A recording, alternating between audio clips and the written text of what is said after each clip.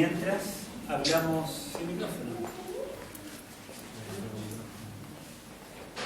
Todavía quedan libros para los que no lo han adquirido. Si alguien más quiere, ahí disponible atrás en la sala pastoral.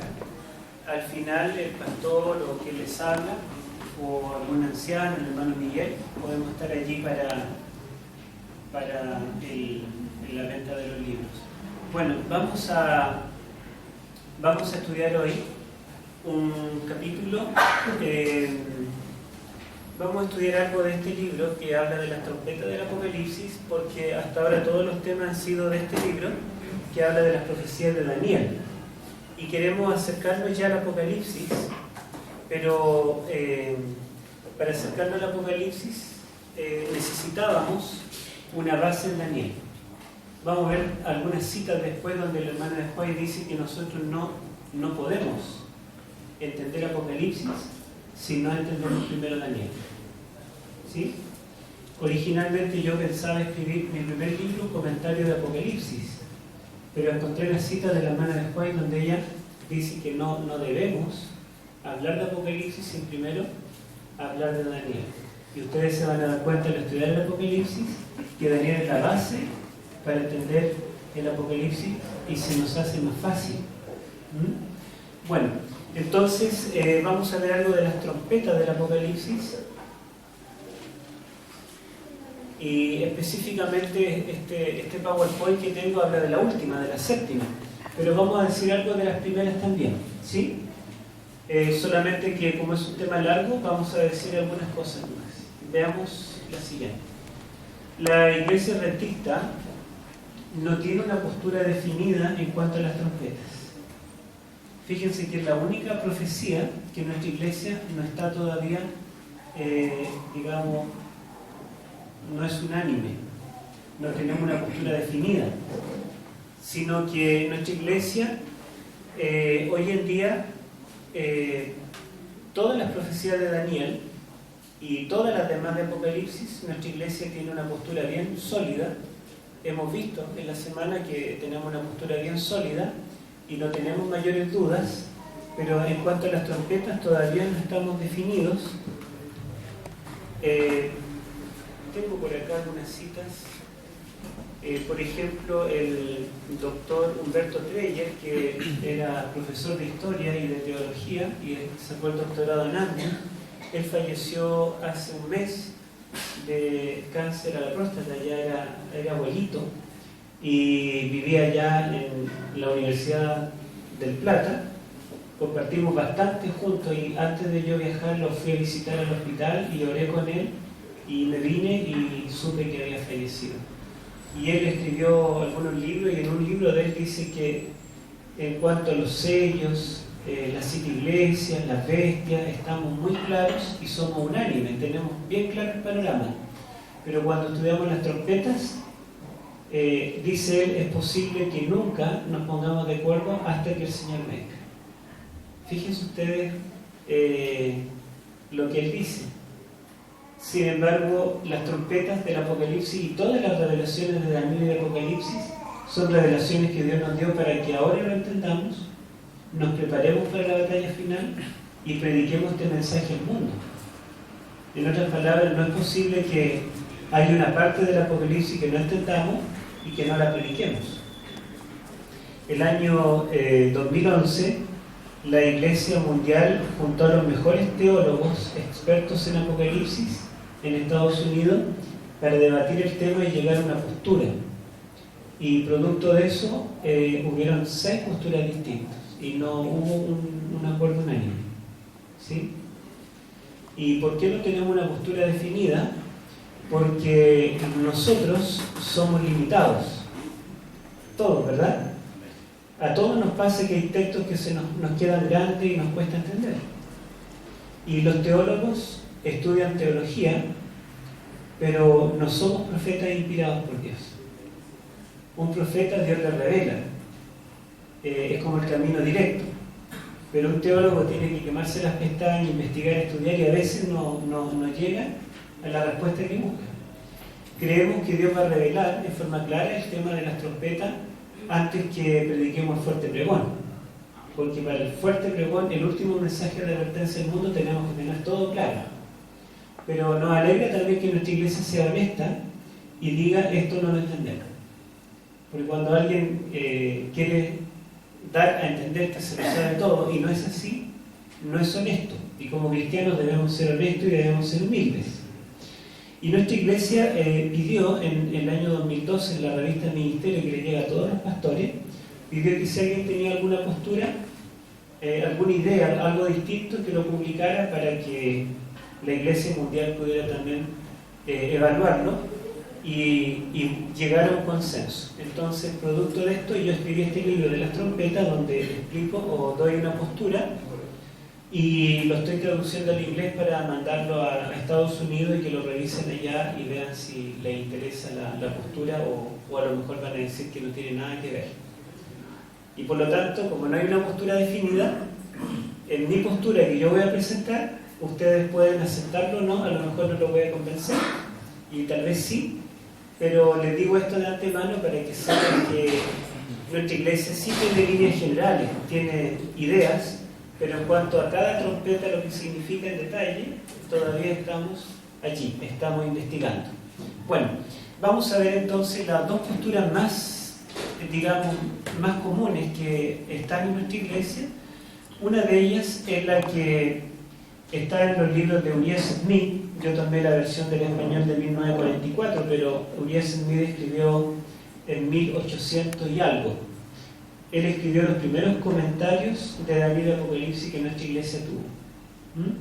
Uriah Smith era un hermano laico que, cuando escuchó predicar a Miller, creyó el mensaje de Miller.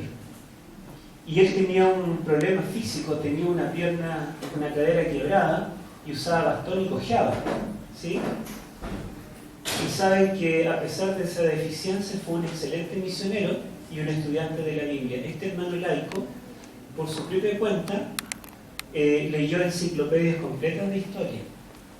O sea, cuando había que interpretar las profecías, él se sabía toda la historia de memoria, con fechas, con mapas, todo. Aparte, él aprendió griego, hebreo y arameo solito, sin ir a una escuela de teología. Y fue tan destacado este hermano Uriah Smith que la iglesia decidió ungirlo como pastor, siendo laico. Y lo nombraron como director de la casa editora de la iglesia, Uriah Smith. Y él escribió los primeros, como le digo, comentarios de Daniel y de Apocalipsis, y allí él interpreta las trompetas de esta forma, que entre paréntesis, las trompetas están en Apocalipsis 8, 9, 10 y 11. Esos capítulos. Entonces, cuando ustedes lleguen a su casa, pueden leer esos capítulos, los capítulos 8, 9, 10 y 11 de Apocalipsis, que nos hablan de las 7 trompetas. Y antes de ver la postura de este pastor Uriah Smith, les digo que las trompetas en la Biblia siempre se usan para advertir. Las advertencias siempre son para llamar la atención. La trompeta no era un instrumento que tenía notas musicales como ahora, que tiene una, no sé cómo llamarlo, unas teclitas que pueden dar do, re, mi, fa, sol, la, si, ¿verdad? Y podemos sacar melodía. En los tiempos bíblicos era un tubo, había dos tipos de trompeta. En hebreo una se llama Hatzosera, que era una trompeta de plata, ¿sí? Y la otra se llamaba Shofar, que era un cuerno de carnero, y se le hacía un hoyito y sonaba como trompeta. Pero los dos tenían el mismo propósito. El propósito era advertir, llamar la atención, era una alarma. Cuando había guerra, se tocaba trompeta para que todo el mundo se preparara. En la noche habían guardias que caminaban por los muros de Jerusalén y se veían un peligro. Cuando todos dormían, tocaban la trompeta fuertemente para que todo el mundo saltara de la cama, se despertara y salvara su vida. También la trompeta se tocaba para anunciar las fiestas solemnes del santuario. Entonces, con la trompeta se convocaba al pueblo de Dios para que viniera al santuario. Y si ustedes recuerdan, las trompetas se usaban en las guerras para llamar a los soldados. Cuando cayeron los muros de Jericó, ¿se acuerdan que durante 7 días tocaron la trompeta dando vueltas alrededor de los muros? Entonces las trompetas tienen bastante historia en el Antiguo Testamento y, como digo, no son instrumentos usados para tocar una melodía. En el santuario se tocaban muchos instrumentos. Había un coro grande en el santuario con instrumentos. Pero la trompeta era la excepción, porque la trompeta tenía otro propósito. El propósito de advertir, llamar la atención, despertar. Por eso es que Joel, cuando habla del reavivamiento que vamos a experimentar, dice: tocar trompeta en Sión y dar alarma en mi santo monte. Porque la trompeta es para despertar al pueblo de Dios. Está relacionada con el reavivamiento que vamos a experimentar dentro de poco tiempo. Y las trompetas, como anuncian juicios o un enemigo que se aproxima, o anuncian la guerra, pasó a simbolizar en los libros proféticos. La trompeta pasó a simbolizar el peligro, juicios, castigos. Las trompetas se utilizan en Jeremías, Ezequiel, Isaías como juicios que vienen de Dios. A veces como guerras, a veces como catástrofes. Y las 7 trompetas del Apocalipsis anuncian guerras, anuncian juicios de parte de Dios. ¿Contra quiénes serán estos juicios? Contra los enemigos del pueblo de Dios. ¿Sí? Vamos a justificar esto con algún texto bíblico después, pero primero quiero presentar esta postura. La Duriez Smith, que muchos teólogos nuestros también lo dicen, divide en las 4 primeras que él dice son los ataques contra el Imperio Romano de Occidente por medio de las tribus bárbaras, y son las que están allí: Alarico, Genserico, Atila o Doab. Bonitos nombres para que le pongamos los bebés. Bueno, son nombres de reyes bárbaros que invadieron el Imperio Romano y lograron acabar con el Imperio Romano de Occidente. La 5ª y 6ª trompeta son contra el Imperio Romano, pero ya no de Occidente, sino de Oriente. Y es por medio de los musulmanes, ¿sí? Serían los musulmanes, los mahometanos, los enemigos del imperio que acaban con este imperio. Y la 7ª trompeta comienza a sonar en 1844, según Urias Smith, y dentro de los teólogos que tal vez nosotros conocemos un poco más modernos, tenemos el pastor Anderson, el pastor Mario Veloso, que es chileno, el pastor Alberto Treyer, que es argentino. Él es sobrino del doctor Humberto Treyer, que les mencioné que falleció. Y con el sobrino yo me he topado varias veces, compartimos y intercambiamos ideas también. Él ha escrito varios libros, tiene un doctorado en teología en Francia y trabajó en Estados Unidos, sabe varios idiomas, es un hombre muy estudioso. Bueno, veamos la siguiente postura. Esa. Bueno, yo puse aquí Edwin Till porque es lo más antiguo que yo encontré que defendía esta postura de 1949, pero después me enteré leyendo algunos escritos de Guillermo Miller, que Guillermo Miller ya creía esto. Así que es bastante antiguo. En realidad, las 2 posturas que yo les voy a presentar, que son históricas, estas 2 posturas no las crearon los adventistas, sino que es una herencia del mundo protestante anterior. El mundo evangélico protestante, antes de que existiera nuestra iglesia, enseñaba esto. O la otra postura, la que adoptó Urias Smith, o esta que adoptó Edwin Till. Edwin Till fue un pastor adventista que ya falleció, que cuando la iglesia adventista en Norteamérica era mirada como una secta, como gente media rara, gente que tenía sus propias instituciones y no se mezclaba con nadie, no estudiaba en otras partes. Él sacó un doctorado en una universidad de Estados Unidos que era la mejor en teología de Estados Unidos. Solamente entraba la gente con promedio 7 y él tuvo promedio 7 desde la básica hasta la media. Estudió allá y cuando tuvo que sacar su tesis doctoral, él dijo: yo quiero hacer la tesis doctoral en los reyes de Israel, la cronología. Quiero ver cómo calzan las fechas de los reinados de los reyes de Israel y de Judá con los reyes asirios, egipcios, babilonios, y eso lo habían intentado todas las mentes más brillantes del mundo y nadie había encontrado armonía. Entonces los profesores de la universidad le dijeron, mira, nadie lo ha logrado, así que no hagas esta tesis porque no vas a encontrar una solución. Y él dijo, no, yo quiero hacerlo, quiero investigar, quiero orar. Lo hizo y encontró la armonía. Y descubrió que históricamente y cronológicamente los libros de Samuel, Reyes y Crónicas calzan perfectamente en la cronología, en las fechas, con los reinados de todos los otros reyes paganos que se han encontrado registros.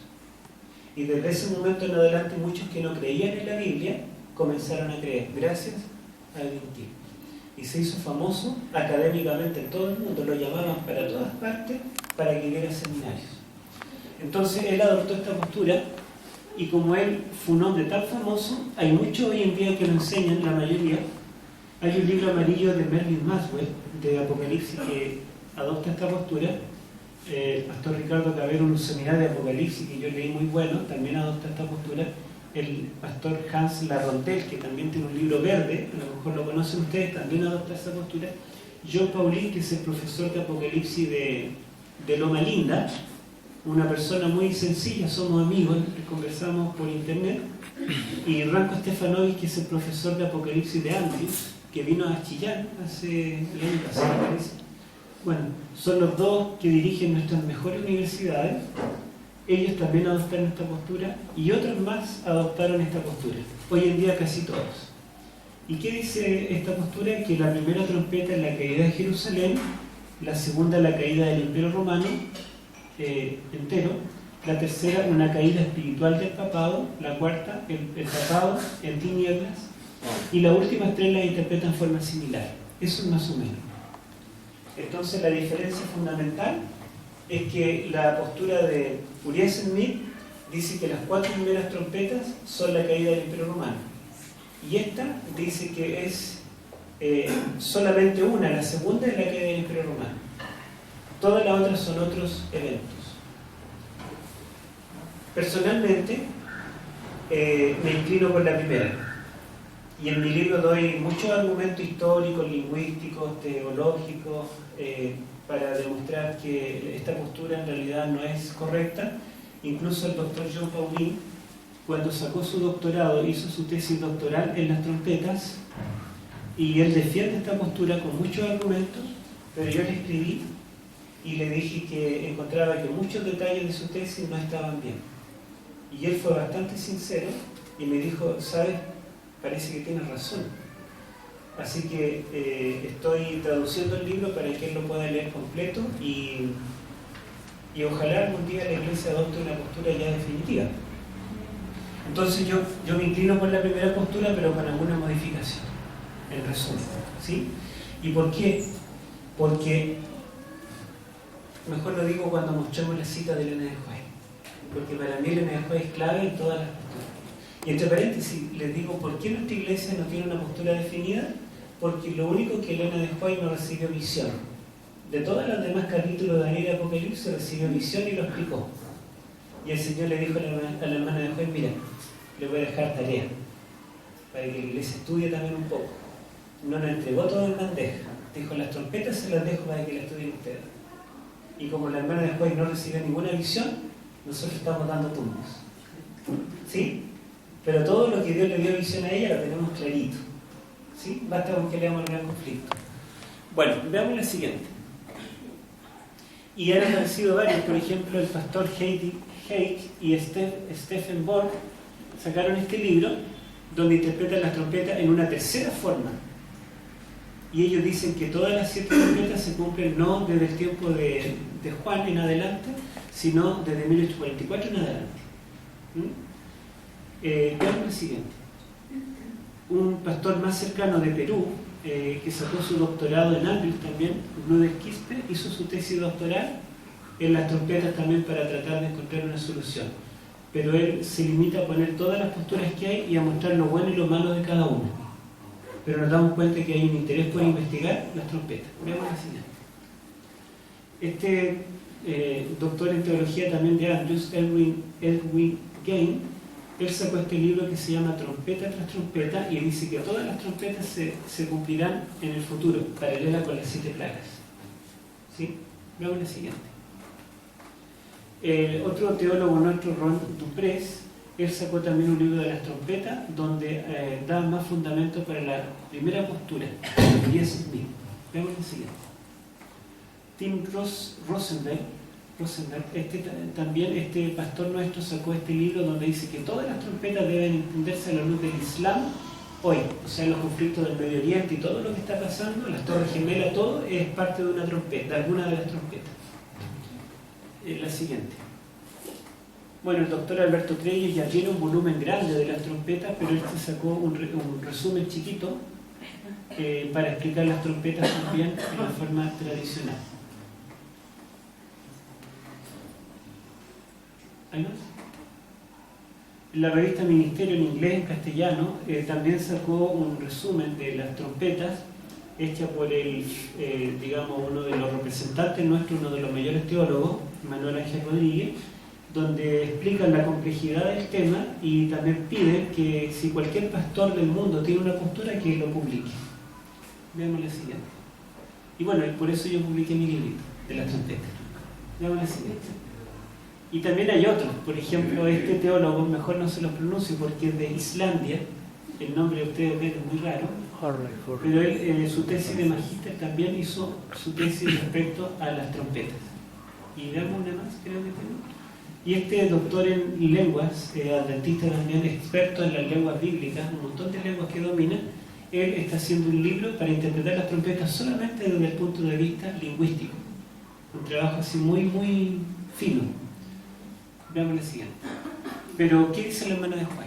Y me gustaría que alguien me ayudara con la lectura. El hermano de León, ¿te me ayudaría? Claro, por supuesto. Por favor. Él dice... Muy bien. El linaje de White dice, insistió que la clave para entender los detalles complejos del Apocalipsis es consultar las secuencias proféticas de Daniel. Las cosas reveladas a Daniel fueron complementadas luego por la revelación hecha a Juan en la isla de Patmos, revelación, que dio luz adicional sobre los temas que trató con Daniel. Ambos se relacionan con los mismos temas. Perdón. Elena de White dice que los temas del Apocalipsis son los mismos que Dios ya trató con Daniel. O sea, si entendemos a Daniel, entenderemos el Apocalipsis. Es fácil, ¿eh? Sigue hermano. Dice, en el Apocalipsis está el complemento del libro de Daniel. Las visiones de Juan corroboran las de Daniel y arrojan mucha luz adicional sobre los temas allí introducidos. Los que le fueron revelados a Daniel fue complementado más tarde por la revelación que se le hizo a Juan en la isla de Patmos. Después dice, lee del Apocalipsis en relación con Daniel. Mire, lee del Apocalipsis en relación con Daniel. Daniel es la clave. Siga, hermano. Estudiar el Apocalipsis en relación con Daniel. Los libros de Daniel y Apocalipsis deben ser unidos y publicados juntos. Mi idea era que los dos libros fueran unidos, el Apocalipsis después de Daniel, como un libro que da más luz sobre los temas tratados en Daniel. El objeto es colocar estos libros juntos, mostrando que ambos se refieren a los mismos temas. Si la gente hubiese entendido las visiones de Daniel, seguramente entenderán mejor las visiones de Juan. Las profecías de Daniel y de Juan deben ser entendidas, ellas se interpretan una a la otra. Gracias. Estos son distintos libros, ¿ah? Aquí hay un montón de citas, no están en un solo libro, quise sacar de varios para que vean que es un pensamiento unánime de la hermana de White, no es que sea una cita aislada, sino que en distintos libros ella está diciendo lo mismo. Fíjense, esta cita dice, si la gente hubiese entendido las visiones de Daniel, seguramente entenderán mejor las de Juan. O sea, si nosotros estudiáramos Daniel, no estaríamos tan confundidos con el tema de las trompetas. Y la última dice, las profecías de Daniel y de Juan deben ser entendidas. Ellas se interpretan una a la otra. Así que yo le hice caso a la hermana de Juan y traté de entender las trompetas del Apocalipsis a la luz de Daniel. Fíjense que dentro de las posturas algunos colocan que comienza todo en 1844, otros dicen que es paralelo con las plagas, después que cabe la gracia. Algunos lo interpretan en forma histórica, pero tanto la teoría Smith como la de Edwin Gain, perdón, del otro, se me olvidó el nombre, pero las dos posturas que presenté al principio históricas, dicen que una trompeta habla de la caída del imperio romano oriental, del imperio bizantino. Pero yo les pregunto, en Daniel, ¿hay alguna profecía del imperio bizantino? ¿Hay alguna bestia en Daniel que sea el imperio bizantino? No, nada. ¿Es el imperio bizantino una de las bestias que ataca al pueblo de Dios? No. Y una de las trompetas, según esta postura, es la caída del imperio otomano. ¿En Daniel hay alguna bestia que sea el imperio otomano? ¿Alguno de los metales quizás el imperio otomano? Tampoco. No. ¿Y por qué nosotros interpretamos las trompetas de esa forma? ¿Se da cuenta que por ahí va el error? El N.J. dice que si nosotros entendiéramos las profecías de Daniel, entenderíamos mejor la Juan. Y me llama la atención que dice que las profecías de Apocalipsis no hacen otra cosa sino seguir la secuencia de las profecías de Daniel. Y vamos a ver entonces la siguiente. Y esta es la secuencia que nos da Daniel, ¿o no? Sí. En el capítulo 2 con la imagen, en el capítulo 7 con las 4 bestias, en el capítulo 8 con los animales y el cuerno pequeño, en el capítulo 11 con los reyes del norte y del sur. Estas 4 veces Daniel nos repite una misma historia.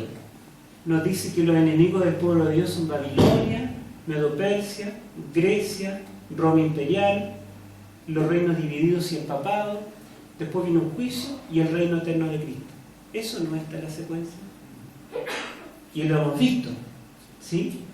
¿En qué parte está el imperio otomano? No, en Daniel no está.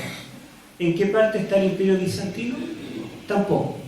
Entonces, las dos primeras posturas que presenté no están correctas, porque introducen otros imperios que no están aquí, en Daniel. Bueno, entonces yo pregunto, si estos son los enemigos del pueblo de Dios, en Apocalipsis, recuerden que Apocalipsis se escribe en tiempo de Juan, y Juan vivió en tiempo del Imperio Romano. Por lo tanto, las profecías del Apocalipsis son desde el tiempo de Roma hasta el reino de Cristo. Esto es lo que abarca el Apocalipsis. Lo anterior ya era historia. En otras palabras, les quiero decir que no podemos decir que alguna de las trompetas sea la caída de Babilonia, porque ya cayó, la literal. O alguna de las trompetas sea la caída de Medo-Persia, porque también no existía en el tiempo de Juan. O alguna trompeta sea la caída de Grecia, porque Grecia también dejó de existir como imperio. O sea, las trompetas solamente pueden abarcar de aquí para abajo. Y las trompetas se dividen naturalmente en 4, en 2 y en 1. Las primeras 4 son un bloque. Y las primeras 4 trompetas son la caída del imperio romano. Por eso es que yo me inclino por la postura de Uriah Smith en las 4 trompetas, que dice que son 4 tribus bárbaras que acaban con el imperio romano. Esas 4 tribus bárbaras parte de los 10 cuernos. Y los 10 cuernos están en Daniel 7. O sea, está relacionada con Daniel. ¿Y por qué es importante que las trompetas nos muestren la caída del imperio romano? Porque dijimos que las trompetas anuncian juicios contra los enemigos del pueblo de Dios. ¿Y qué imperio crucificó al Señor Jesucristo? Roma. ¿Qué imperio persiguió y masacró a miles o quizás millones de cristianos? En los circos romanos, los quemaban vivos, los crucificaban. Roma. Entonces, si Apocalipsis nos muestra en las trompetas los juicios contra los enemigos del pueblo de Dios, tienen que haber algunas trompetas que nos hablen de la caída y los juicios contra Roma.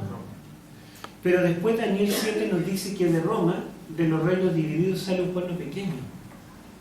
Y dice que también persigue a los santos. Dice que blasfema contra Dios. Dice que cambia la ley de Dios. Y ¿Y será que algunas trompetas tienen que anunciar también algún juicio contra el cuerno pequeño, contra Roma cristiana? Tiene que ver.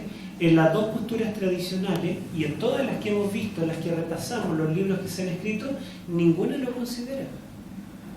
Sino que después de la caída de Roma, ellos ven que el enemigo es Roma oriental, el Imperio Bizantino.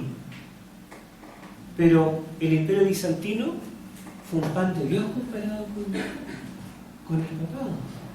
Además de eso, en el Imperio Bizantino se siguió guardando el sábado, siguieron guardando los mandamientos. ¿Quién cambió los tiempos y la ley? El papado, ¿sí? El Imperio Otomano tampoco digamos, es malo comparado con lo que hizo el papado.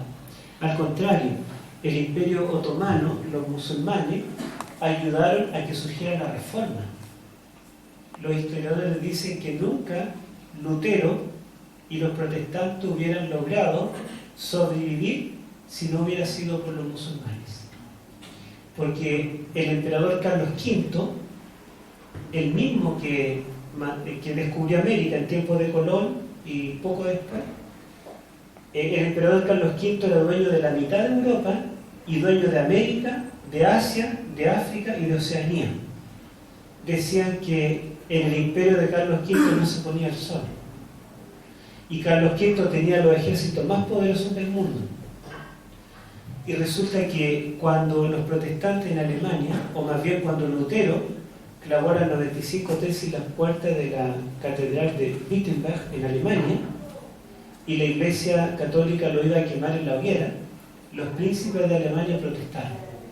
Dijeron no, el gobierno alemán apoya a Lutero. Y la iglesia mandó a exterminar a Alemania. Alemania iba a desaparecer del mapa. Igual como desapareció el país de Bohemia, que sale en el conflicto de los siglos. Mataron a todos, desde el rey hasta el esclavo, todo.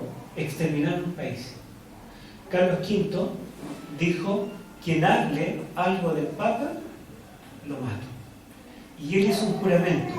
Dijo: yo juro por Dios que usaré mis riquezas, mis soldados, mi ejército, mi poder, mi vida para extinguir a los protestantes luteranos. Y la historia dice que él juntó ejércitos innumerables de todos los países del mundo para exterminar a los protestantes alemanes.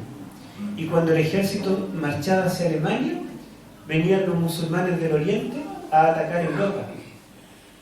Y el Papa le daba un telefonazo y le decía: emperador, mande los ejércitos para acá porque vienen los musulmanes y nos están invadiendo, socorro.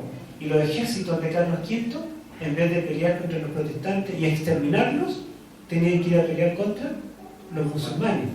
Así que yo creo que los musulmanes los levantó Dios para permitir que en Europa pudiera levantarse un remanente en ese tiempo. Y de este remanente se levantaron muchas iglesias cristianas protestantes, entre las cuales se levantó la nuestra. Así que los musulmanes no están dentro de los imperios enemigos del pueblo de Dios. Según Daniel, en la era cristiana tendríamos Roma imperial y Roma papal, que dura hasta la segunda venida. Así que no hay otro imperio. Por lo tanto, entonces yo entiendo que las primeras 4 trompetas nos anuncian la caída de Roma imperial, la quinta y la sexta, la caída del papado. ¿Y cuándo cae el papado o recibe una herida de muerte? Al final de los 1260 años, o sea, en 1798. Por lo tanto, yo digo, la quinta trompeta son los juicios que Dios envía al papado a través de los musulmanes contra el papado. La sexta trompeta es la caída del papado en 1798 por los ejércitos de ¿quién? De Francia. ¿Sí? Los ejércitos de Francia. Napoleón, Berthier, muy bien. Y la séptima trompeta anuncia la caída de la Triple Alianza, que es el último enemigo que nosotros tendremos que enfrentar. Así en forma muy resumida. Pero vamos a fundamentar algunas cosas. Leamos Apocalipsis capítulo 6, versículos 9 al 11. Y aquí tenemos el quinto sello. El quinto sello viene después de las persecuciones papales, después de la Edad Media, después del tiempo de la Inquisición, de las cruzadas, de los mártires, viene el quinto sello. ¿Qué dice entonces el capítulo 6 de Apocalipsis, 9 al 11? ¿Quién lo quiere leer? Hermano, por favor. Dice: cuando abrió el quinto sello, vi bajo el altar las almas de los que habían sido muertos por causa de la palabra de Dios y por el testimonio que tenían, y clamaban a gran voz diciendo: ¿hasta cuándo, Señor santo y verdadero, nos juzgas y vengas nuestra sangre de los que moran en la tierra? Y se le dieron vestiduras blancas y se les dijo que descansasen todavía un poco de tiempo, hasta que se completara el número de sus consiervos y sus hermanos, que también habían de ser muertos por ellos. Como ellos. Bueno, entonces después de que el cuerno pequeño mata a los santos del Altísimo por más de 1000 años, en los sellos anteriores, el quinto sello dice que ve las almas bajo el altar, o sea, los mártires, los que murieron. ¿Y qué están haciendo? Clamando. ¿A quién claman? A Dios. A Dios. Por justicia. Claro, claman por justicia y por venganza. ¿Hasta cuando nos juzgas y venga nuestra sangre de los que nos mataron? Eso están pidiendo ellos. Y fíjense lo que dice Apocalipsis capítulo 8, donde tenemos las trompetas. En el capítulo 8 comienzan las trompetas, pero antes de tocar las trompetas, fíjense lo que dice el capítulo 8, versículo 2. Dice que se le dieron a 7 ángeles 7 trompetas, pero todavía no las tocan. Fíjense lo que dice el versículo 6. Dice que los ángeles se dispusieron para ahora tocar las trompetas. Entonces, entre que se les dan las trompetas y las comienzan a tocar, tenemos los versículos 3, 4 y 5. ¿Quién puede leer esos versículos? 3, 4 y 5. Hermano, por favor. ¿Cuál? ¿El capítulo 8? ¿Sí? 8, 3, 4 y 5. Otro ángel con un incensario de oro vino y se paró junto al altar, y le dieron mucho incienso para que lo ofrecieran con oraciones de todos los santos sobre el altar de oro que está ante el trono. Y el humo del incienso, junto con las oraciones de los santos, subió de la mano del ángel a la presencia de Dios. El ángel tomó el incensario, lo llenó con fuego del altar y lo arrojó a la tierra. Y hubo truenos y voces, relámpagos y un terremoto. Gracias. Entonces, fíjense ustedes que se le dan las 7 trompetas a los ángeles, que las van a tocar. Y todos esperábamos que tocaran, pero no tocan. Porque recién en el versículo 6 dice que ellos se dispusieron a tocar. Y de ahí en adelante tenemos las 7 trompetas. Pero los versículos previos dicen que vino un ser celestial, un ángel que traía el incensario de oro. Y nos recuerda al sumo sacerdote en el día de la expiación. Porque todos los días entraba al lugar santo, pero el incensario era de bronce. El único día en que el incensario era de oro en el día de la expiación, según Levítico 16. Y dice que traía el incensario portátil con brasas del altar del sacrificio, porque tomaba brasas del altar del sacrificio donde había fuego continuo, las colocaba allí en el incensario portátil y colocaba incienso, que era plantas hechas polvo, y tomaba esas plantitas hechas polvo y las colocaba en los carbones y se quemaban, y cuando se quemaban salía el olor a incienso. Entonces entraba con el incensario al lugar santo y se paraba frente al altar del incienso que estaba delante del velo, que tenía los 4 cuernos, y derramaba allí los carbones y el incienso en el altar. Y eso lo hacía tarde y mañana, ¿verdad? Todos los días era el ministerio continuo, pero con un incensario de bronce. En el día de la expiación era con el incensario de oro, y no solamente derramaba allí incienso, sino que abría el segundo velo y entraba al lugar santísimo con el incensario de oro. antes de asperjar la sangre del macho cabrío o del carnero. Así que tenemos allí que está aludiendo al día de la expiación. ¿Se dan cuenta que para entender Apocalipsis hay que entender en primer lugar Daniel y en segundo lugar el santuario? Bueno, y dice que junto con el incienso, ¿qué más trae para quemar allí en el altar del incienso? ¿Qué más trajo? A ver, las oraciones de los santos. Si nosotros leemos todos los capítulos previos de Apocalipsis, hay un solo lugar donde encontramos a los santos clamando, orando a Dios. ¿Dónde? En el quinto sello que lo leímos. ¿Se acuerdan? Que los santos clamaban a Dios desde el altar, debajo del altar de sacrificio, en el atrio. Clamaban a Dios: ¿hasta cuándo nos juzgas y venga nuestra sangre? ¿Se acuerdan? Sí, sí. ¿Y quién era el enemigo que los mató a los mártires de los 1, 2, 3 y cuarto sello? Roma imperial y Roma papal. Entonces ellos están orando para que Dios juzgue su sangre de Roma imperial y Roma papal. Y ahora, antes de tocar las trompetas, dice que el ángel toma el incensario junto con la oración de los santos y los quema allí.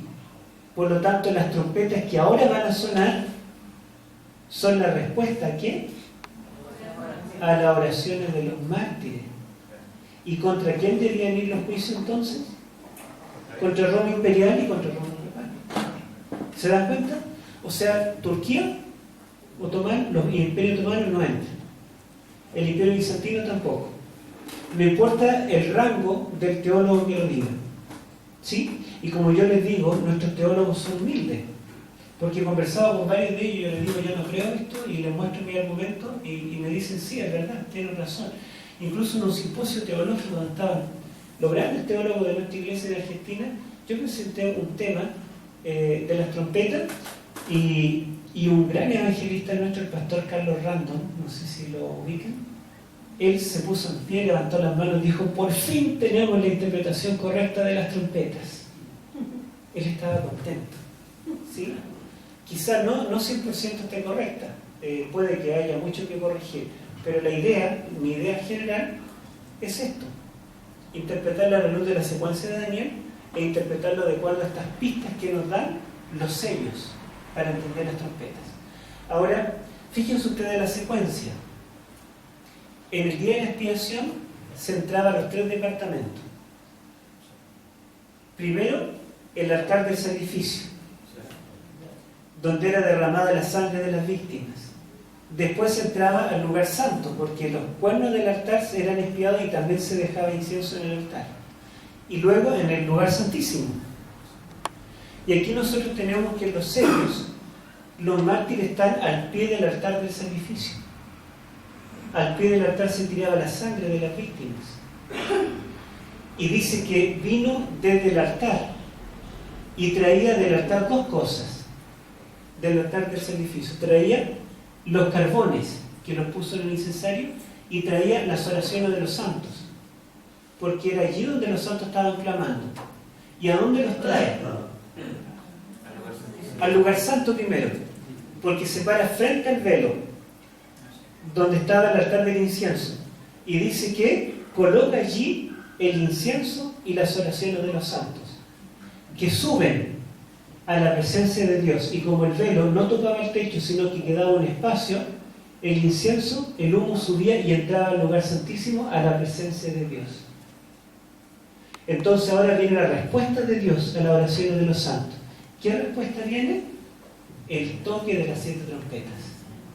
Los juicios contra los enemigos del pueblo de Dios.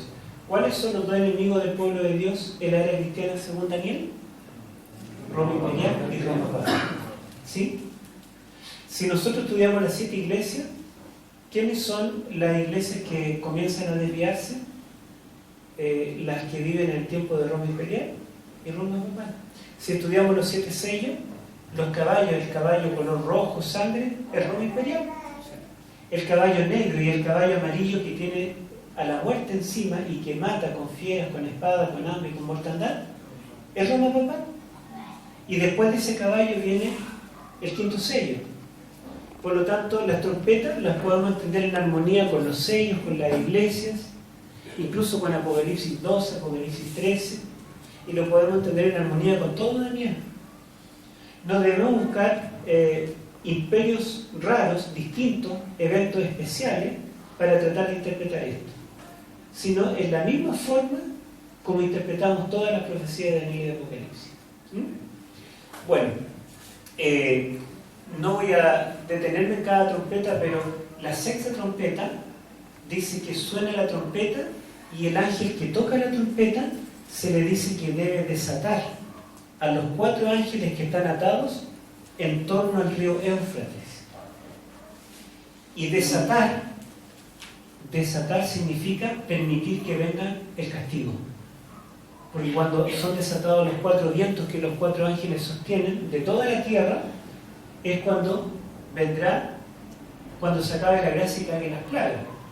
Entonces aquí cuando esto es más local, es más chico, solamente 4 ángeles, no en los 4 ángulos de la tierra, sino aquí, en torno al Éufrates, deben soltar, significa que viene un juicio contra...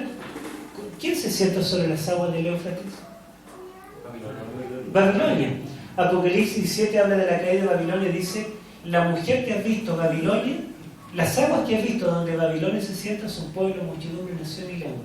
Por lo tanto, la sexta trompeta es la caída de Babilonia, la caída histórica.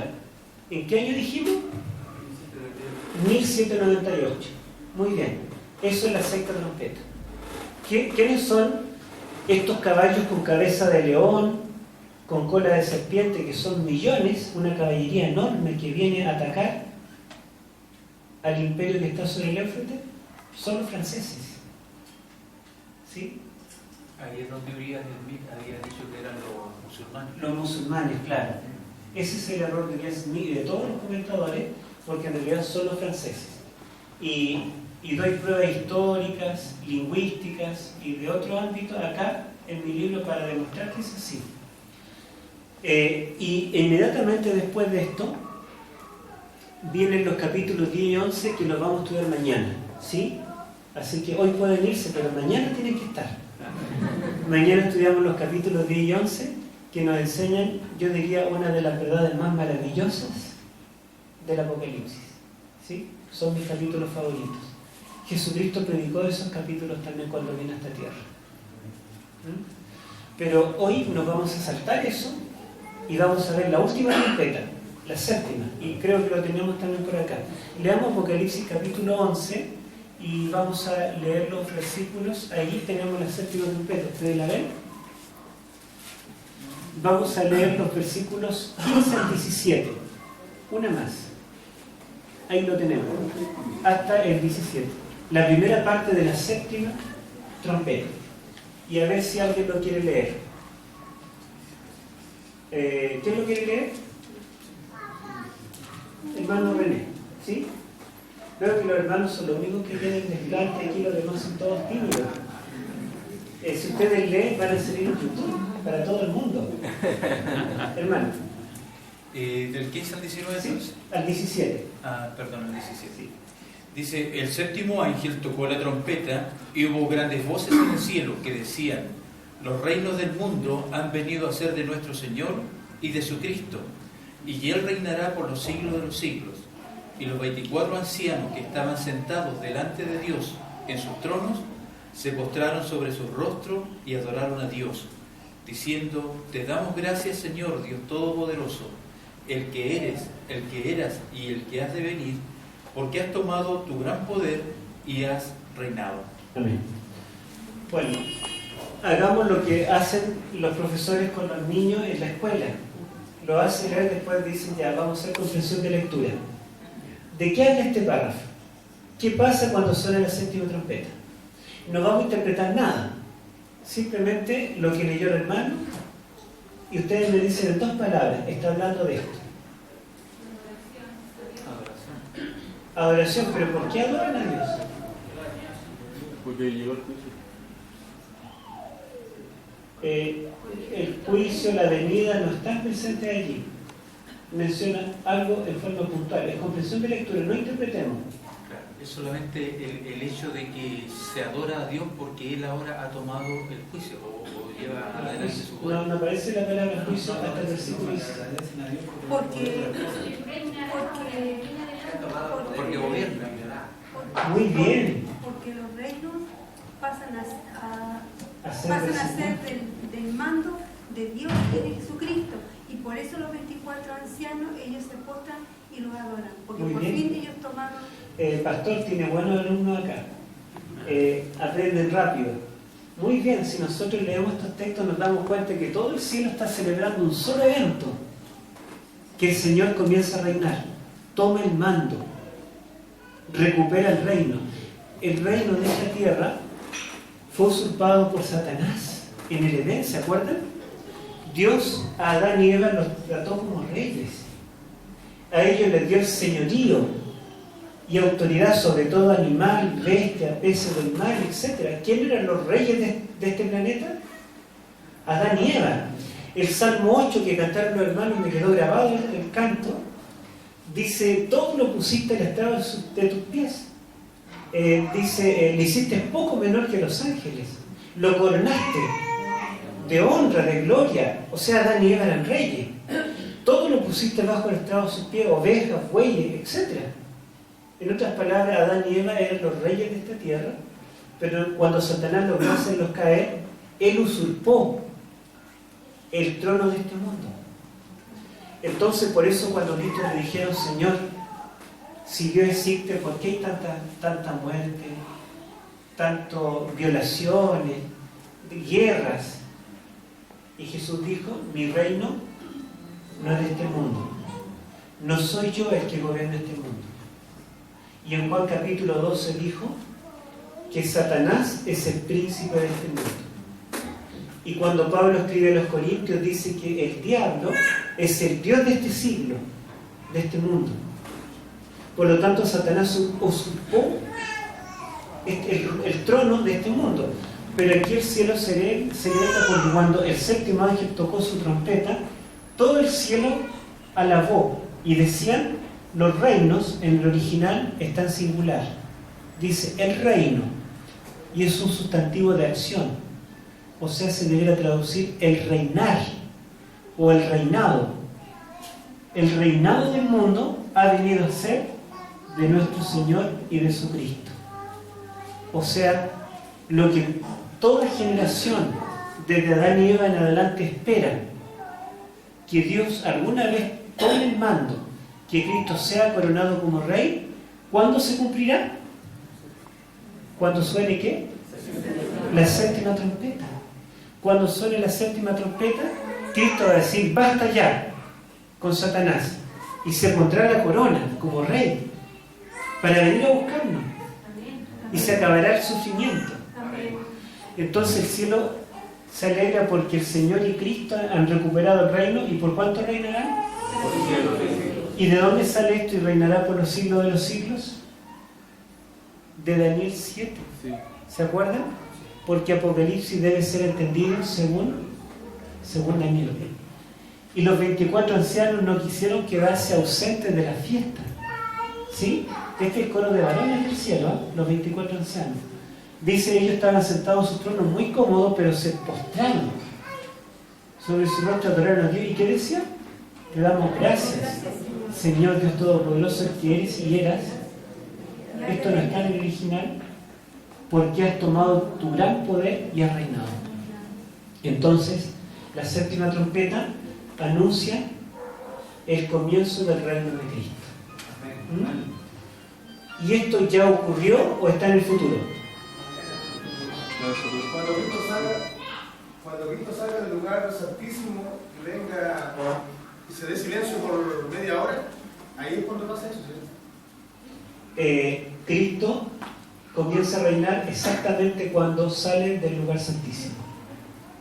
Antes que caigan las 7 plagas, antes que venga.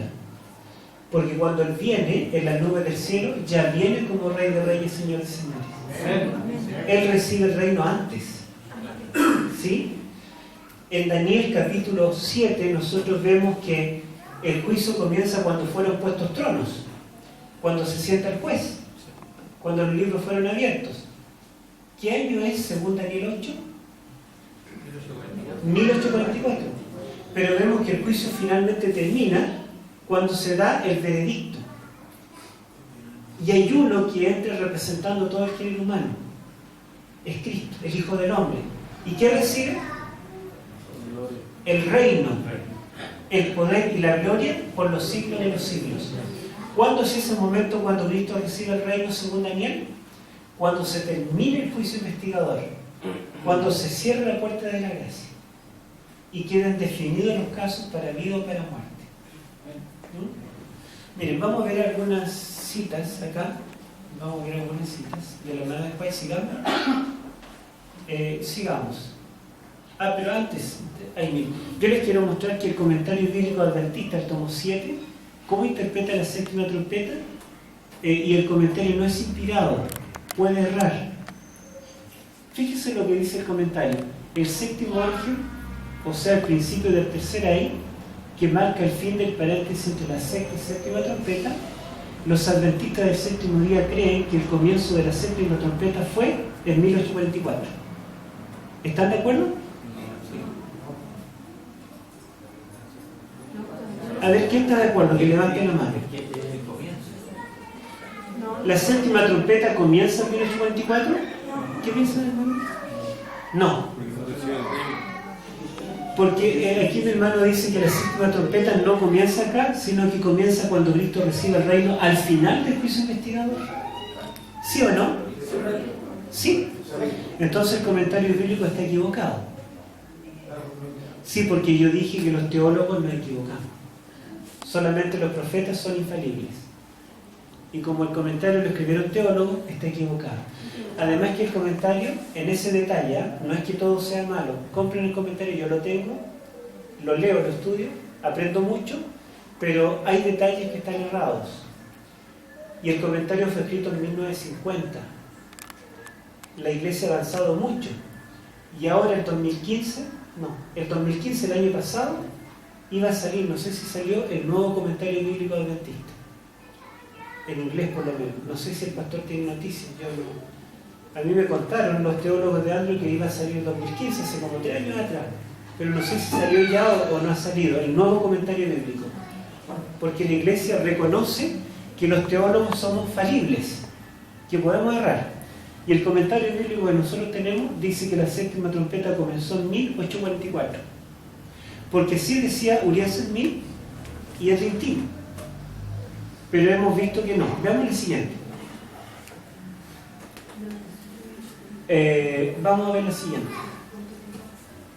Esto está en el conflicto de los siglos. ¿Alguien lo podría leer? Que no sea el hermano René ni la esposa. A ver, vamos a darle lugar a otro hermano. La hermana. Ya. Y aquí en las nubes del cielo como un hijo de hombre que venía y llegó hasta el anciano de grande edad e hizo llegar delante de él. Y fue llegando señorío y gloria y reino y todas las naciones y lenguas le sirvieron. Su señorío eterno que no será transitorio y su reino no se corromperá. Daniel 7:13. La venida de Cristo descrita aquí no es su segunda venida a la tierra. Él viene hacia el anciano de días en el cielo para recibir el dominio y la gloria. Y un reino que le será dado a la conclusión de su obra de mediador. Gracias, Ana. Esto lo dice la hermana de Juan. Dice algo distinto al comentario, ¿se dan cuenta? La hermana de Juan, a pesar de que todos nuestros pioneros creyeron que la séptima trompeta sonaba en 1844, la hermana de Juan no. Ella dice que el reino que Cristo recibe no es ni la segunda venida, ¿verdad? Porque Él viene no a la tierra, sino hacia el anciano de día para recibir el reino, pero dice que este reino le será dado ¿cuándo? A la conclusión de su obra de mediador. O sea, cuando termine el juicio investigador, cuando se acabe la gracia. La hermana de Juan tenía todo clarito. Y todos los teólogos del tiempo de la hermana de Juan pensaban distinto. porque era profeta. Veamos la siguiente. Miren, y esta cita sí está en primero escrito, y también está en el conflicto una cita similar, pero esta que está en primero escrito me gustaría que alguien la leyera. El hermano, por favor. Se me señaló la época en que terminaría el mensaje del tercer ángel. Dice, vi ángeles que iban y venían de uno a otro lado del cielo. Un ángel con tintero de escribano en la cintura regresó de la tierra y comunicó a Jesús que había cumplido su encargo, quedando sellados y numerados los santos. Vi entonces que Jesús, quien había estado oficiando ante el arca de los 10 mandamientos, dejó caer el incensario y alzando las manos exclamó en alta voz, consumado es. Y toda la hueste angélica se quitó sus coronas cuando Jesús hizo esta solemne declaración: el que es injusto, sea injusto todavía, y el que es inmundo, sea inmundo todavía, y el que es justo, practique la justicia todavía, y el que es santo, santifíquese todavía. Continúa. Siga, hermano. Todos los casos habían sido fallados para vida o para muerte. Mientras Jesús oficiaba en el santuario, había proseguido el juicio de los justos muertos y luego de los justos vivientes. Cristo, habiendo hecho expiación por su pueblo y habiendo borrado sus pecados, había recibido su reino. Estaba completo el número de los súbditos del reino y consumado el matrimonio del Cordero. El reino y el poderío fueron dados a Jesús y a los herederos de la salvación, y Jesús iba a reinar como Rey de Reyes y Señor de Señores. Al salir Jesús del lugar santísimo, oí el tintineo de las campanillas de su túnica. Dice, una tenebrosa nube cubrió entonces a los habitantes de la tierra. Ya no había mediador entre el hombre culpable y un Dios ofendido. Dice, entonces vi que Jesús se despojaba de sus vestiduras sacerdotales y se revestía de sus más regias galas. Llevaba en la cabeza muchas coronas, una corona dentro de otra. Gracias, hermano. Me gustaría tener su voz, hermano, para predicar. Sí, el hermano tiene que predicar, porque tiene la voz, y yo creo que también tiene conocimiento. Bueno, ¿se dan cuenta que la hermana de Juárez lo describe en detallitos? En detalles, con manzanita. Dice que en el momento que termina el juicio investigador y los ángeles revolotean entre el cielo y la tierra para avisar que acabó la gracia, y Cristo termina de juzgar a su pueblo y pone el sello de los que estemos vivos, entonces dice que se acaba la gracia. Consumado es. El que sea justo todavía. Se acabó, terminó la gracia. Entonces dice que se quita su vestidura de sumo sacerdote y se coloca su vestidura de rey, y una corona dentro de otra, y él se prepara para venir como Rey de Reyes, Señor de Señores. Entonces, ¿en qué lugar Cristo comienza a reinar o recibe la corona? En el lugar santísimo del santuario celestial, cuando termina su obra, que comenzó ¿en qué año? 1844. Las profecías del libro de Apocalipsis son fantasías, son algo inventado por nosotros, por Elena de Juárez, medio torcido, o están claras. Están claras. Y a pesar de que nuestros teólogos han errado y estamos confundidos todavía, el profeta de Dios tiene todo claro. Saben que cuando estudié teología, había muchos que dudaban del hermano de Juárez, incluso profesores. Y eso me hizo estudiar el Espíritu de Profecía para ver si realmente era o no era profeta de Dios. Y ahora que estudié medicina, también ella dice muchas cosas sobre salud. Y yo, estudiando medicina, veía si lo que ella decía estaba bien o no de acuerdo a la ciencia médica. Y les puedo decir que lo que la ciencia médica ha descubierto hasta el 2016 está plenamente en armonía con lo que ella dijo 2 siglos atrás. Así que no sé lo que ustedes creen, pero yo creo en el Espíritu de Profecía. Y me baso en los libros del hermano de Juárez para investigar la Biblia. No lleno de citas del hermano de Juárez, porque la idea es que estos libros lleguen a toda la gente, incluso los que no la conocen, y puedan descubrir que la Biblia se interpreta a sí misma. Ella también dice que la Biblia se debe interpretar a sí misma. ¿Por qué pongo citas de ella en este tema? Porque este tema no está definido por la Iglesia. Y yo quiero mostrarles que la postura que yo creo me baso en lo que descubrí de ella y lo que descubrí de Daniel. Veamos el siguiente. Bueno, entonces no hemos terminado todavía la séptima trompeta. Vamos a retroceder, prefiero que lo leamos de la Biblia, ya nos queda poquito. Entonces la séptima trompeta es desde el versículo 15 en adelante. Leímos 15 al 17, ahora vamos a leer el 18. 15 al 17 nos habla del momento cuando Cristo recibe el reino. ¿Qué pasa una vez que Cristo recibe el reino en el cielo? Eso está en el versículo 18. A ver, el hermano, por favor. Se han airado las naciones y ha llegado tu ira, el tiempo de juzgar a los muertos, de dar el galardón a tus siervos, los profetas, a los santos y a los que veneran tu nombre, pequeños y grandes, y de destruir a los que destruyen la tierra. Amén. Miren, dice que cuando suena la séptima trompeta, Cristo recibe el reino. Y todo el cielo se postra para adorar a Cristo como el Rey del universo, incluyendo la tierra. El impostor ya le fue quitada la corona. Pero en esos momentos que en el cielo hay fiesta y alabanza, el profeta Juan ve que en la tierra, ¿qué pasó? 4 cosas pasaron. Díganme cuáles son las 4 cosas que pasaron. Se airaron las naciones. ¿Qué más pasa? Son 4 cosas. No, estamos viendo el 18. El versículo 18 nos menciona 4 cosas. Llegó el tiempo de juzgar a los muertos. Sí, pero esa es la tercera. Yo quiero que me digan en orden. Hay 4 cosas en orden. La primera dice se airaron las naciones. La segunda, Tiempo de juzgar a los muertos. La ira de Dios ha venido. viene la ira de Dios. Tercera, llega el tiempo de juzgar a la muerte. Cuarta, dar el galardón a tus siervos los profetas, pequeños, grandes, los que temen tu nombre, etcétera, etcétera. O sea, ocurren 4 cosas cuando suena la séptima trompeta. Cristo recibe el reino, inmediatamente ocurren 4 cosas. Una, se airaron las naciones. Segundo, se aira Dios contra las naciones. Tercero, viene el juicio de los muertos. Y cuarto, viene el galardón a los justos. Esas 4 cosas ocurren cuando Cristo recibe el reino. En tiempo de la hermana de White, el pastor José Bates, ¿se acuerdan de él que era capitán de barco? ¿Sí? Él guardaba los 8 remedios naturales, y los guardaba bien.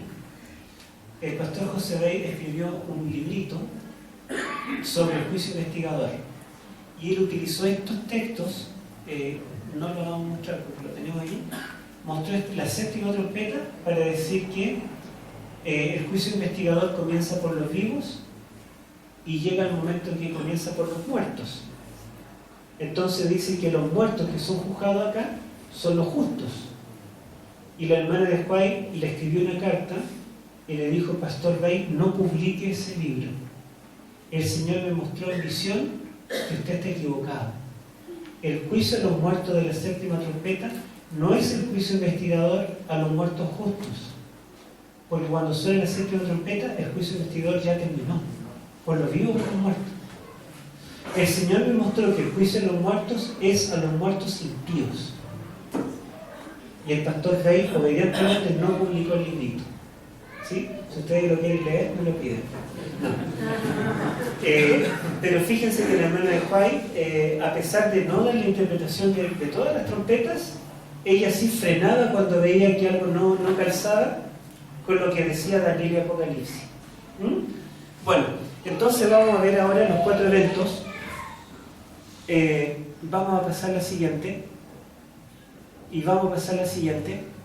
Miren, los teólogos nuestros han llegado a la conclusión de que Apocalipsis se divide en 7 partes: la 7 iglesias, los 7 sellos, las 7 trompetas, la ira de las naciones, la ira de Dios, el juicio a los muertos impíos y la nueva Jerusalén. Son las 7 partes del Apocalipsis. Entonces, la séptima trompeta anuncia 4 eventos. ¿El primero cuál era? se airaron las naciones. Son los capítulos 12 al 14 que vamos a estudiar pasado mañana. Porque dice que el dragón se llenó de ira contra la mujer y se fue a hacer guerra al último remanente, la batalla final. ¿Por qué vamos a enfrentar una batalla final? Porque las naciones van a estar airadas cuando Cristo reciba el reino. ¿Y qué representantes del reino celestial habrá en esta tierra en ese momento? Nosotros. Nosotros. Porque Cristo recibe la corona en el cielo, en el lugar santísimo, antes de salir, pero todavía en esta tierra estamos nosotros. Estamos terminando el fuerte pregón. ¿Y las naciones contra quién se van a irar? Contra los que guardan los mandamientos de Dios y creen en el don profético. Contra nosotros. Entonces los capítulos 12 al 14 nos hablan de la ira de las naciones, que es lo que anuncia la séptima trompeta. ¿Cuál era el segundo evento que se anuncia en la séptima trompeta? ¿La ira de quién? La ira de Dios. Las 7 plagas que vienen después de los capítulos 15 al 18 nos hablan de la ira de Dios sin mezcla de misericordia. Las 7 plagas se le dieron a 7 ángeles 7 copas llenos de la ira de Dios. Esas son las 7 plagas. Luego vienen los capítulos 19 y 20 que nos hablan del juicio que trae el jinete del caballo blanco. ¿Contra quién? Contra los reyes de esta tierra que estaban unidos con la bestia y el falso profeta y fueron lanzados al lago de fuego. Y viene el juicio del milenio, 1000 años. Y después del milenio dice que fueron resucitados los muertos. Y los muertos fueron juzgados por las cosas que estaban escritas en los libros. Solamente la Biblia habla 2 veces, menciona el juicio de los muertos. La séptima trompeta dice, y llegó la hora de juzgar a los muertos. Y aquí Apocalipsis 20, donde dice que los muertos fueron juzgados. ¿Quiénes? Los impíos, cuyos nombres no estaban escritos en el libro de la vida. Y finalmente, los capítulos 21 y 22 nos hablan del Nuevo Jerusalén. ¿Cuál era el cuarto evento que menciona la séptima trompeta? Dale el galardón a los santos. Apocalipsis utiliza 2 veces la palabra galardón. Una en la séptima trompeta y la otra acá, que dice que la Nueva Jerusalén es el galardón de Dios para su pueblo. Por lo tanto, la Nueva Jerusalén es el galardón que nosotros recibiremos. Y lo más grande, ¿sabes por qué la Nueva Jerusalén es tan brillante? Porque en medio de la ciudad está el trono de Dios y del Cordero. Y Dios es semejante a piedra de jaspe y de cornalina. Su brillo traspasa la muralla de la Nueva Jerusalén. La gloria de la Nueva Jerusalén es la gloria de Dios. El profeta Ezequiel dice que la Nueva Jerusalén se llamará Yahvé Shammah, que significa en castellano Jehová allí. Porque ahora por primera vez Jehová va a vivir ahí, en el mismo lugar donde nosotros vamos a vivir. Y dice que el cielo va a cantar, he aquí el tabernáculo de Dios con los hombres, y Él morará con ellos, y ellos serán su pueblo, y Dios mismo estará con ellos como su Dios. Amén. Y dice el capítulo 22 que todos los que tengamos el sello de Dios en la frente verán su rostro. Amén. Veremos el rostro de Dios. Amén. Tú, que eres un ser humano común y corriente, un día vas a ver el rostro de Dios. Ese es el galardón que el Señor nos tiene preparado. Entonces yo les pregunto, la séptima trompeta comienza a sonar cuando acaba la gracia, pero nos describe la batalla final, nos describe las 7 plagas finales, nos describe la segunda venida y el milenio, y nos describe la Nueva Jerusalén que dura por los siglos de los siglos. Por lo tanto, las 7 trompetas tienen un comienzo, pero no tienen fin. Porque la séptima trompeta se topa con la eternidad. Porque el reino de Cristo es un reino eterno. Y quiero terminar con una cita de la hermana de Juan. ¿Sí? Es lo último que vamos a leer. Esta cita es un poquito larga, pero voy a pedir que alguien la lea. Quizá el pastor la puede leer. A ver, alguien que la pueda leer. Si no, le pedimos al mismo hermano. Hermano, Al principiar el santo sábado,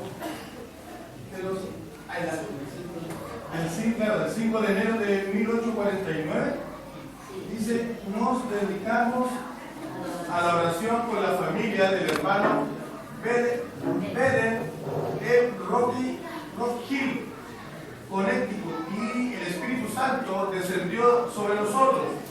Fui arrebatada en visión al lugar santísimo, donde vi a Jesús intercediendo todavía por Israel. En la parte inferior de su ropaje llevaba una campanilla y una granada. Dice, parte inferior de su ropaje. Entonces, vi que Jesús no dejaría el lugar santísimo antes que estuviesen decididos todos los casos, ya para salvación, ya para destrucción, y que la ira de Dios no podía manifestarse mientras Jesús no hubiese concluido su obra en el lugar santísimo y dejado sus vestiduras sacerdotales para revestirse de ropaje de venganza. Entonces Jesús saldrá de entre el Padre y los hombres, y Dios ya no callará, sino que derramará su ira sobre los que rechazaron su verdad. Vi que la cólera de las naciones, la ira de Dios y el tiempo de juzgar a los muertos eran cosas separadas y distintas, que se seguían unas a otras. Dice, también vi que Miguel no se había levantado aún, y que el tiempo de angustia, cual no hubo nunca, no había comenzado todavía. Las naciones se están airando ahora, pero cuando nuestro sumo sacerdote termine su obra en el santuario, se levantará, se pondrá sus vestiduras de venganza, y entonces se derramarán las 7 postreras plagas. Gracias, hermano. Miren, no la vamos a leer entera, me interesa ir al grano, ¿sí? Por el tiempo. Ella dice que recibió una visión del Señor en Rocky Hill en un sábado 5 de enero de 1849, donde el Señor le mostró la 7ª trompeta. Dice aquí, vi que la ira, cólera, ira, es lo mismo, vi que la ira de las naciones, la ira de Dios y el tiempo de juzgar a los muertos, ¿es o no la 7ª trompeta? Eran cosas separadas y distintas, que se seguían unas a otras, y comenzarían cuando Jesús termine su obra como sumo sacerdote en el santuario celestial. ¿Se dan cuenta? A pesar de que todos nuestros teólogos, y todavía hay muchos teólogos nuestros que piensan que las 7 trompetas incluyen el Imperio Otomano, al Imperio Bizantino, incluyen que la 7ª comienza en 1844, la hermana de White no creía eso. Ella nos recibió una visión donde se le interpreta cada una de las trompetas, pero nos dio pistas. Y si nosotros tomamos esas pistas y las armamos, y tomamos la luz que nos da Daniel, podemos entender perfectamente las 7 trompetas. En conclusión, podemos decir que hoy, en el año 2016, ¿en qué trompeta estamos viviendo? En la 6ª. Y la 6ª trompeta es la trompeta de la gracia para terminar la obra. La 6ª trompeta es la trompeta para terminar la obra. Así que es nuestra misión terminar la obra antes que suene la 7ª trompeta, porque cuando suene la 7ª será demasiado tarde. Demasiado tarde. Hoy es el día. Ahora es el momento de ponernos en las manos de Dios, de reconsagrarnos, de renunciar a cualquier cosa que nos quite tiempo o nos separe del Señor, y dedicar nuestro tiempo a predicar el Evangelio, a terminar la obra, a olvidarnos de pelear con el pastor, con los líderes de la misión o con los hermanos de la iglesia de allá. No, es tiempo de unirnos. ¿Sí? Elena de White dice que hará un gran reunimiento y que todos nos vamos a unir. Y los que no son sinceros van a salir porque va a haber un zarandeo. Pero todos nos vamos a quedar. Y la organización nos va a ayudar hasta el final, porque ella menciona la iglesia adventista del 7º día, hasta incluso en el momento que ya se acabó la gracia, estamos huyendo, estamos escondidos y aparece Cristo en las nubes, todavía menciona que el remanente es la iglesia adventista del séptimo día. Por eso yo apoyo a la organización, apoyo a los laicos, porque sé que este es el remanente final. Es verdad que nuestros hermanos laicos y yo incluido cometemos pecado a veces y fallamos a Dios. Es verdad que nuestros administradores también a veces cometen pecado y fallan a Dios. Es verdad que los pastores también cometen pecado y desagradan a Dios. Sí. Y muchos en algún momento se van de la iglesia, ¿verdad? Pero este es el último remanente que el Señor tiene, no hay otro. Ahora solamente se los digo, pero mañana lo vamos a demostrar con la Escritura. Vamos a ver cuál es el último remanente según Apocalipsis. Que Dios les bendiga y vamos a dejar que, no sé, que termine el pastor. Gracias.